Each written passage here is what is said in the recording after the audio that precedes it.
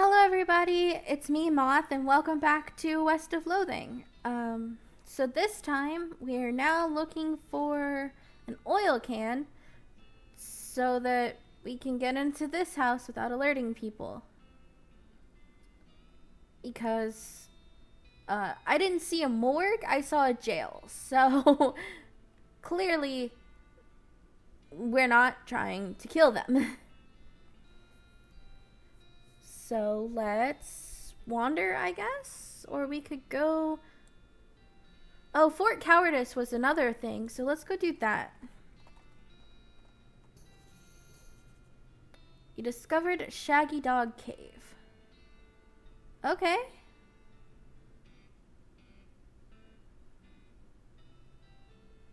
Maybe there's a thing there that we need. It is down around here, so maybe.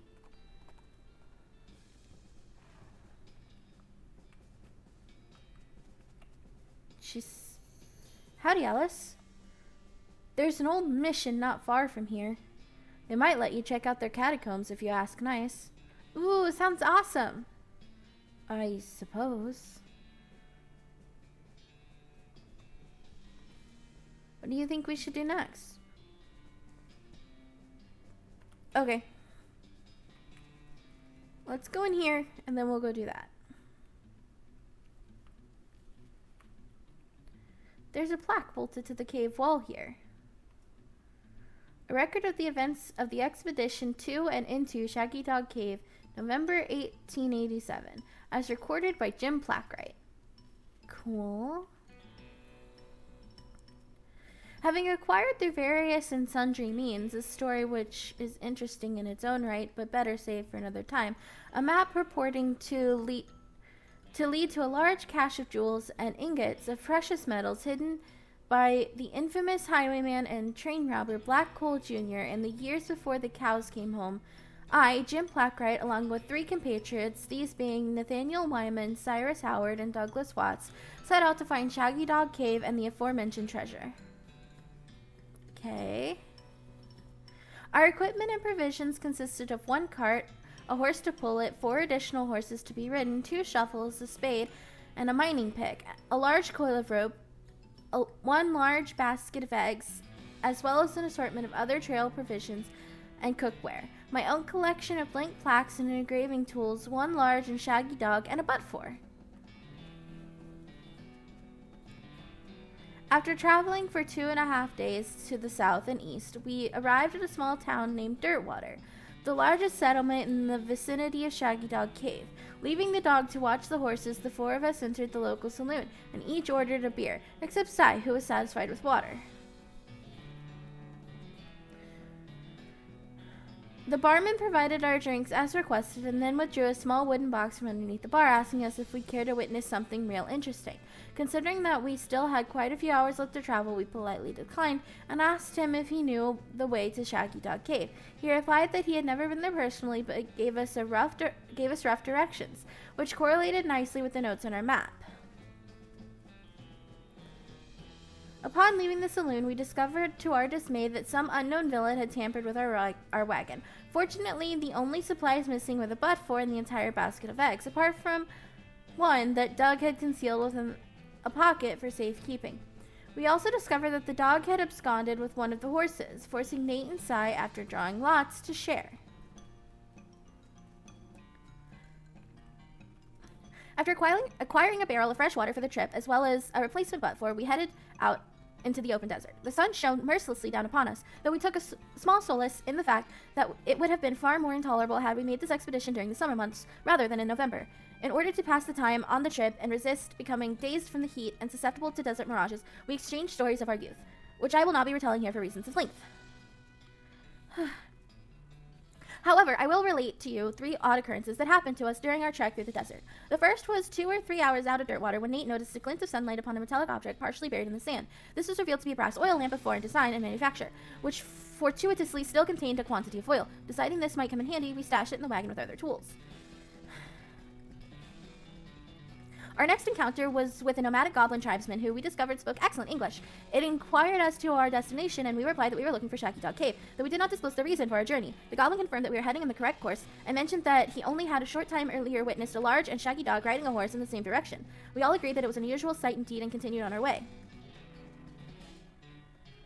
Some time later, we encountered a large adobe hut occupied by two identical-seeming old men with wild hair and long white beards. They invited us to take shelter from the heat, which we gratefully accepted, and introduced themselves as hermits. This struck me as a peculiar, given that there were two of them, but I felt that it would be rude to question them on that point.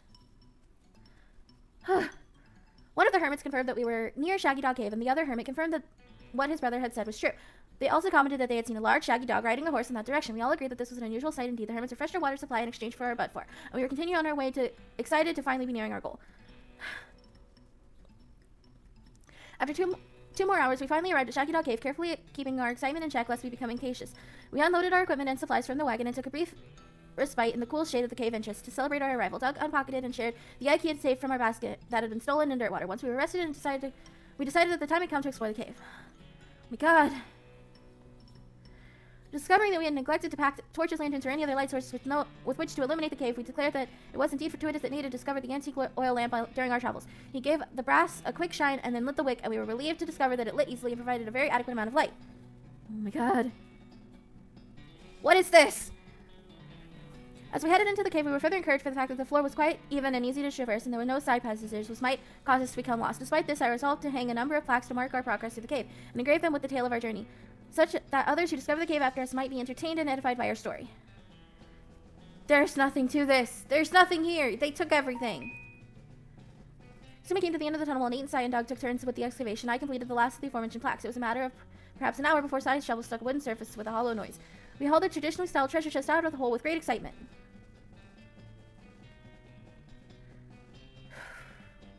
The chest was locked with an ancient rusting iron padlock, which broke easily from a single swing of our pickaxe. We opened the lid slowly, and the flickering light of the antique oil lamp shone brilliantly upon jewels of every color and shiny ingots of precious metals, just as promised by the legends of Black Coal Jr. Joyous at our triumph, we loaded the chest into our wagon and began the journey home. Thank you for reading, and may your endeavors be equally successful. Signed, Jim Blackright. Oh my god, and you didn't even leave anything!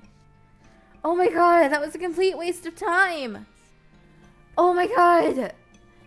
I regret all of my life choices that led to this moment! This was completely pointless. Oh my god.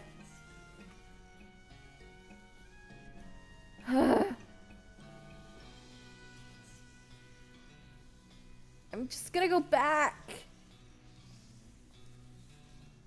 Just riding my lamp. In sadness. And pain. Doc, did you see what happened? I'm gonna wander aimlessly after that.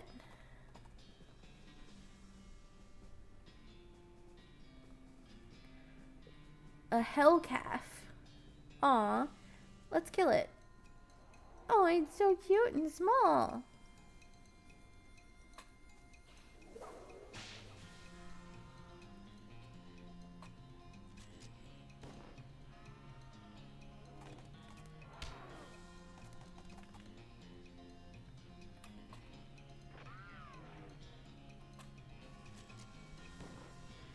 I regret everything that I have ever done.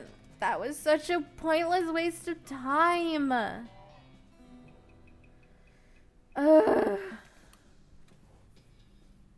I got some leather. Cool.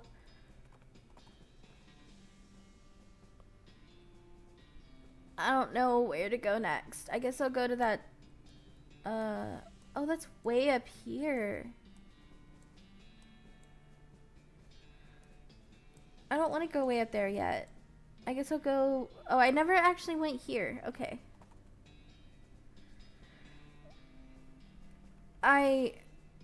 Great, I get a new skill. Everything is pain. My life is a nightmare. Okay. I'm good. I'm done. What's my new skill? Bad medicine... Expert poisoner. Shoot nanny. Let's do expert poisoner.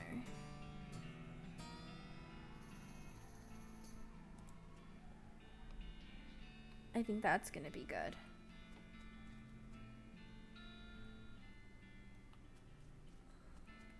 Let's go in here. Ooh, what's up here? Cool, a nice view. Alright, administration. You're incredible. No, I want details. First Lieutenant Rebecca LeBlanc. Nice. Charles Stern Clerk. Very nice. Becky Smith. Major Ezra Wolf II.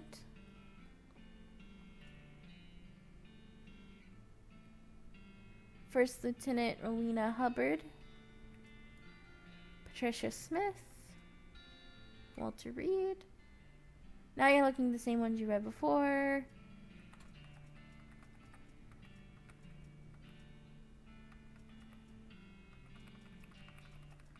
Okay. This was once a reception desk, but now the most appropriate thing for it to receive will be a free trip to the dump. Well, that's so mean. I don't have any more needles. I need to find some haystacks.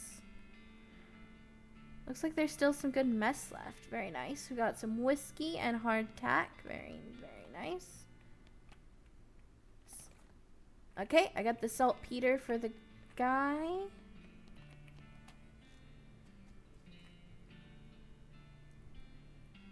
You hear the sounds of several goblins snoring inside this tent. Let's leave them alone for now.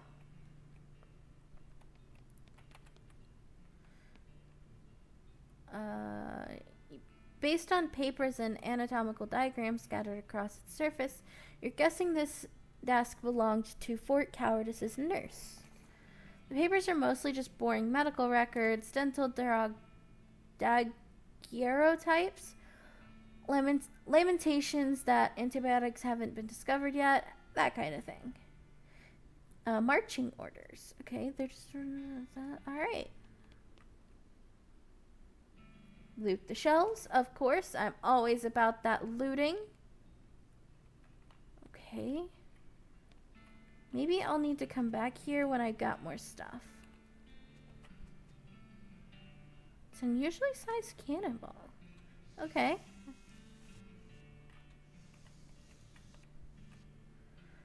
This sign has the goblin word for toilet on it. That sign says toilet in goblin, which makes it seem pretty likely that goblins use this tent as a toilet. No way you're going in there. Alright. We're not gonna... No, I see no need to fight.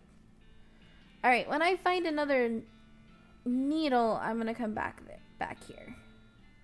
But for now, let's go back to Dirtwater and turn in... Your booze sense alerts you to the presence of a rock. Confused, you move the rock, and sure enough, there's a bottle of booze behind it. You got cheap tequila. Phew! You were afraid for a second that your booze sense had been replaced with some kind of rock sense.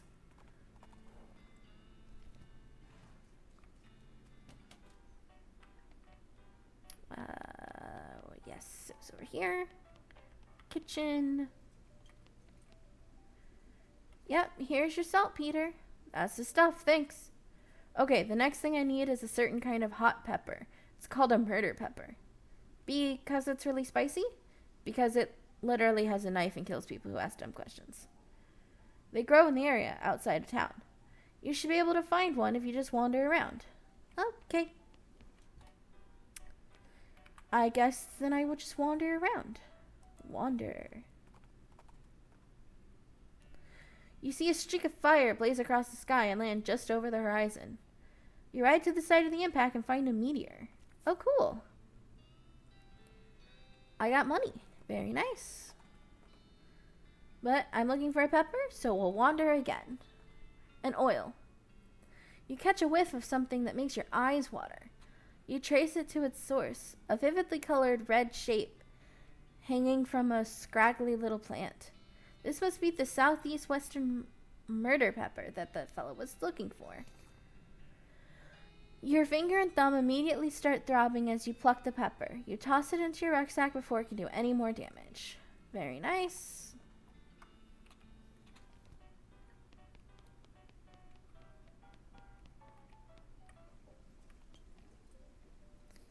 Yep.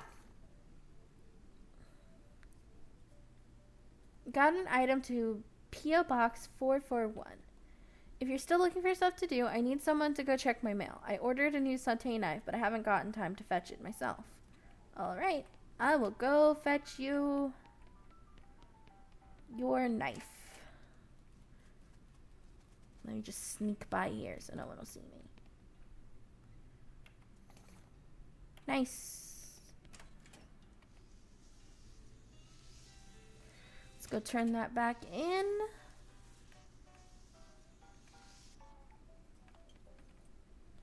Yep, here's your knife. Okay, I only need one more favor from you, but it's the most important. I used to have this recipe for a very secret jerk sauce, but my jerk friend Dave J stole it from me, and then he died and took his secret to his grave. Literally, I mean, he was buried with it. You want me to dig up his grave? He's dead. He won't mind. Well, okay. All right. Back to the Dave yard. I need more water.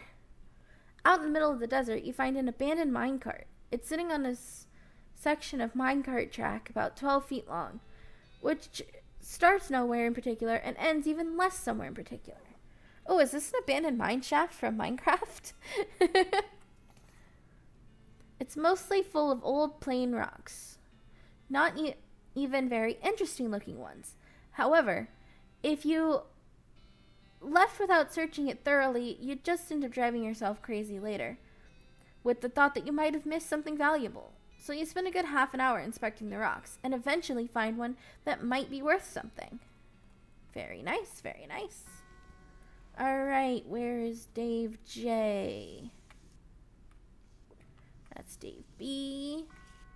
Aha, here's Dave J. You dig up the grave and pry open the coffin. Instead of a corpse, it contains a garbage bag? Strange. You reach into the garbage bag and surprised to find that it's full of pudding? No, not just pudding. It's pudding and motor oil. Who would do this? You finally manage to reach all the way to the bottom of the bag and retrieve a sodden lump from the bottom. You unglob the wad and dry it off. Then you wash your arm in a nearby ditch. This had better be worth it. Alright, let's head back to Dirtwater and finish this quest line. You happen across an abandoned crate, which apparently fell off a wagon or something, since the lid has been knocked loose. You know what that means.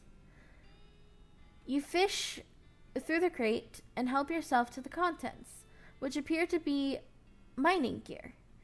You were even more right than you knew. A thermos of white coffee, smelling salts, and dynamite. Very nice.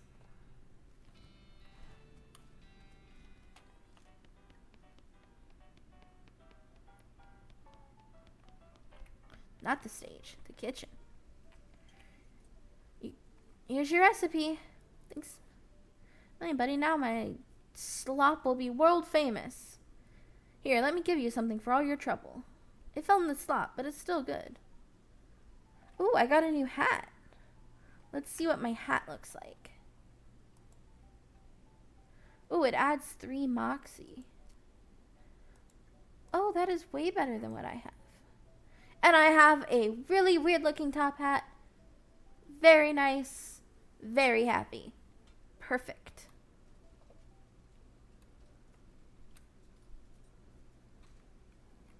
Perfect. Okay. Let's go back out. We still need to find oil to go do this. I don't know where I'm going to find oil. I need to find another haystack. Let's go do this canyon one. Sonia takes a weird turn somewhere, and you find yourself completely surrounded by old dead trees. Where are you?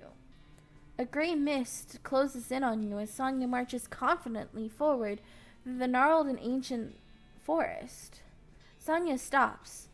Through the fog ahead, you see a shape. You dismount to investigate, and it reveals itself through the shape of a pedestal topped with the shape of a book. A chill runs down your spine as you touch the book. Introductory to Next-Mex. Ooh, what's that?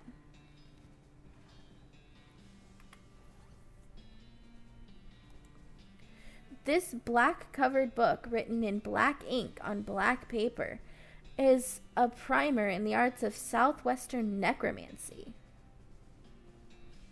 Ooh, I could be the Monarch of Spook. I'm going to become the Monarch of Spook. This seems like it's probably pretty dangerous. Are you sure you want to read it? Yes. Okay, your funeral. Whatever, Grandma. You cannot see the words on the page, but you can nevertheless read them. Your mind becomes stained with grim secrets. As you turn over the last page, the book vanishes in a puff of black smoke. Spooky! I am becoming the Monarch of Spook.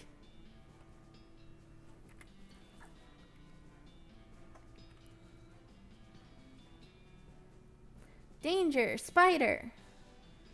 You know what? I think I'll stand here with the horses. You go have fun. Okay. Weapons.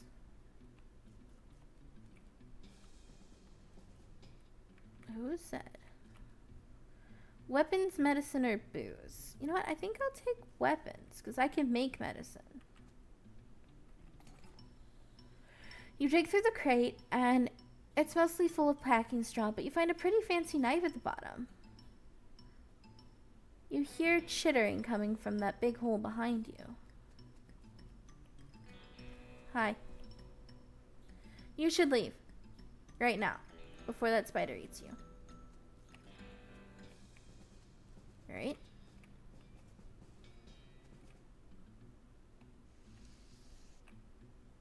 The door has like 15 deadbolts on it. The note tacked to it says, "Please don't open this door unless you want to get eaten by a giant spider. Even then, don't open it, because the rest of us don't want to get eaten by a giant spider." Okay, I will not open it.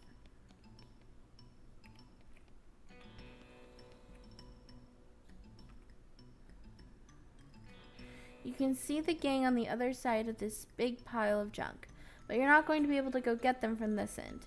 Maybe if you had more legs, you'd be able to pick your way through it. Oh, okay, so the spider has to go get them. Spider! Lunchtime. The tunnel behind this opening goes straight up. There's no way to get through it unless you're a huge spider.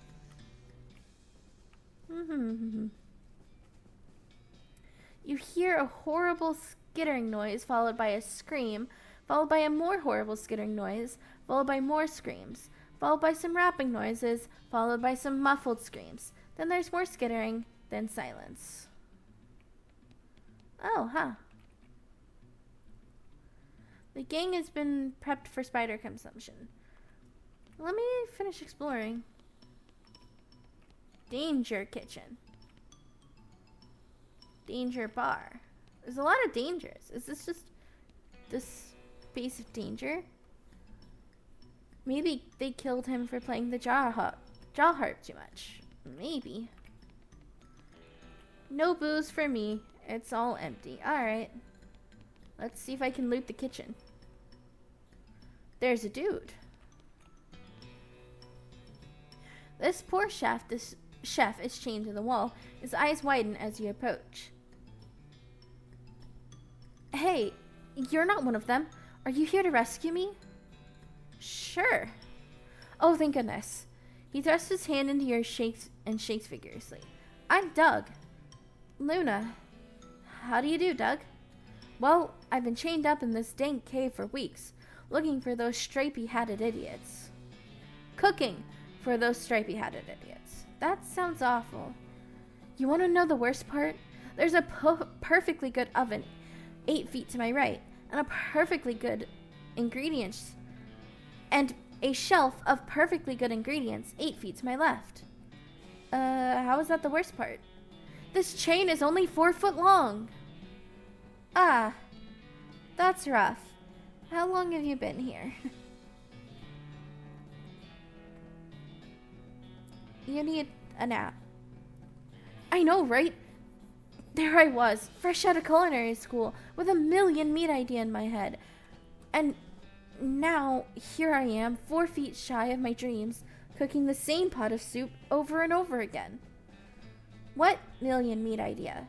You promised not to steal my idea, right? Yeah, I promise. Okay, well, okay then. It's a new kind of sandwich. Or maybe a taco. It's so revolutionary that I'm not quite sure where it fits into the whole hand food taxonomy, to be honest. Anyway, in the middle of it, there's a sausage. But it's sausage made from the cheapest possible parts of a pig, ground up so finely that you can't identify them anymore. Okay? And it's served in a long split roll, which soaks up the grease so you can't tell how fatty the sausage is. And the best part? The name. You ready to hear the name? Sure. I call it the Hot Dog. What do you think? It sounds great. He beams. Thanks! Not that any of it matters. Even if I did get off this chain, there's no point in hanging around this empty cave making hot dogs for myself. I didn't even like the taste of them. You could set up shop in Dirtwater. Brilliant! You're a genius, Luna. Hot dogs for sale all day, every day. I'll make a mint. Say, there's an idea. What if I added mint to the sausage mixture? You help him break his chains. You help him break his chains. He leaves the cave, hauling the oven and shelf full of ingredients, muttering to himself about new sausage recipes. Well, that's that then. Let's take these guys in then. You stack the cocoons in the back of your horse, except for one which Alice carries in her medical bag. He was smaller than he looked. And head to Dirtwater Jail. Is that the Stripy Hat gang? What happened to them? They had a run-in with a giant spider. The giant spider of justice. Fortunately, the reward is for results rather than explanations. Nice.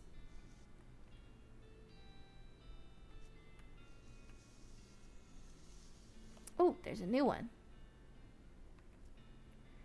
The Potemkin Gang. For unlicensed civil engineering and flaunting of construction regulations. Last seen in an unregistered settlement north of Dirtwater. The poster shows the location of the suspicious city the gang is hiding in. Sure. Got it. Okay. Well, thanks to that crazy, pointless, annoying part at the beginning, I am now out of time. And oh, that still gets me. I'm still fired up about that pointless thing. Anyway, that's that, and I hope you guys are having fun, because I know I am, for the most part. And I'll see you guys next time. Bye!